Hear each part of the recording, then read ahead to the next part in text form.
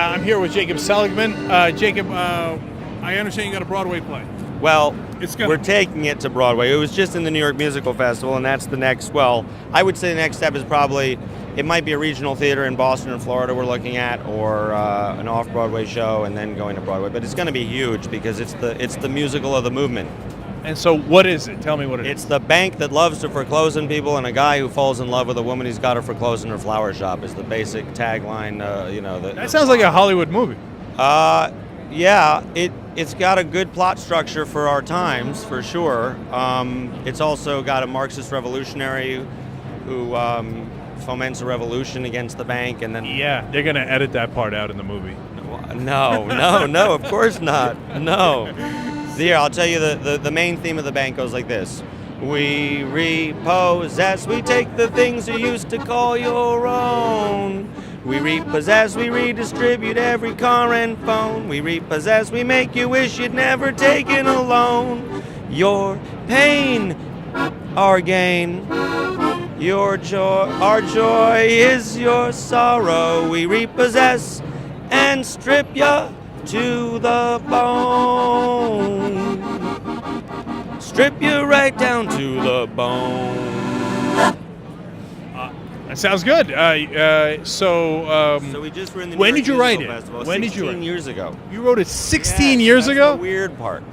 You would think we would have written this as the whole banking thing happened, but we actually wrote it 16 years ago when my brother graduated from college and he saw his friends going into banking and losing their lives, and he didn't want to do it. So he was in a little bit of the graduate situation, you know. He didn't want to go into plastics. Oh, I see. Right. So it's not like he slept with your neighbor's mom or anything. We don't want to talk about the personal story, right? But did that really happen? that might be me. Oh, No, is that right? No, this is just the societal economic aspects that we're talking about, the graduate. But so we wrote a musical. So you were ahead of your time, and now the times have caught up with you. Times have definitely caught up with us. So how are you going to sell this? Well, we already were in the New York Musical Festival. We just closed, and backstage said that the financial crisis can't be considered all evil if it gave us the big bank. So people really enjoyed it, and now I'm in talks with producers, and...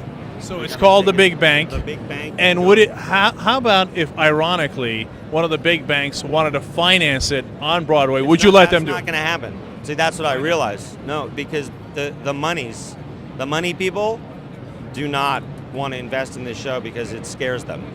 How about if Jamie Dimon came down and said, for you, I'm going to do it? I went to Jamie Dimon and tried to get into that building to talk to him, and that whole industry shut me down completely. They don't want anything to do with anything that says foreclosure at all. It's true. I'm not at all surprised by that. I tried. I went. So you would take their money? Of course I would take their money, especially I think it would be very good for them if they wanted to make fun of themselves and they want to make themselves look like the anti-foreclosure bank. Anybody who gets on with the big bank is the anti-foreclosure bank, but they won't do it because then people will start investigating them for real, and they'll see that there's no bank that's innocent in this whole thing. How can they be? All right. So I got to find the money from an ultra liberal who has a lot of money. All They right. exist. You'll find him for me. Ultra liberals, we're looking at you, okay? All right, this guy needs the money, Lebowski, to put on the big But what I bank. really need is just everybody to go to thebigbank.net and press the Facebook button to like it. That's all I need. Come on, that's easy That's enough. It. It's not. Everybody here says, yeah, I love it. I'm going to like it, but pressing that button seems very, very difficult, elusive, and that's what I'm trying to tell everybody. No, you have to press that button. Now, you don't have to just love it. It's like Lost. You got to keep pressing that button every 16 minutes or whatever that was. All right, listen, man. I'll just thank tell you, the boss ends up realizing that life is alone, and that love is all that matters, not what you own. Oh, love is all that matters. Come on, Hollywood. Forget Broadway. Skip over it, man. Go straight to Hollywood. Oh, it's gonna be a movie for sure. Yeah. And don't worry, he'll sell out. He'll take out that Marxist stuff in it.